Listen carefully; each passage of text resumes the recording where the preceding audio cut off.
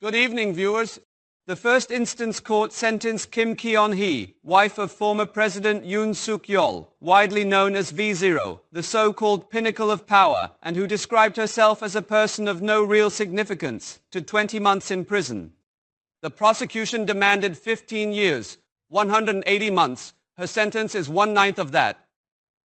The court acquitted her of charges tied to Deutsche Motors stock manipulation and Myung Tae-gyun's polling, but found her guilty of bribes linked to the Unification Church. Park Yoon-chae reports on the trial results of Kim Keon-hee.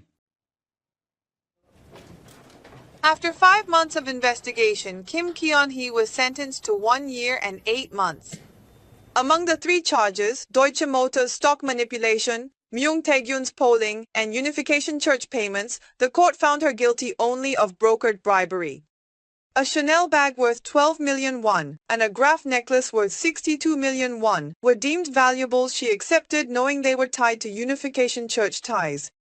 The court judged that the defendant, having recognized the nature of the solicitation, received the necklace from Jeon Sung-bae the following day through her brother-in-law, and therefore accepted it as compensation for brokering the request.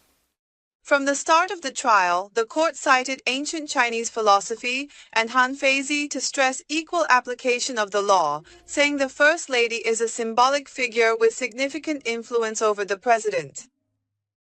The application of the law should have no exceptions or discrimination for those in or out of power.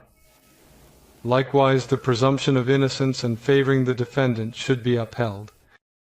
However, the court sternly criticized her for misusing her position for personal gain and for failing to reject numerous expensive luxury items tied to requests, instead focusing solely on adorning herself. Kim Keon-hee's guilty verdict, alongside Yoon Suk-yeol's, marks the first instance of a former presidential couple facing concurrent prison sentences. MBN News, Park Yoon-chae.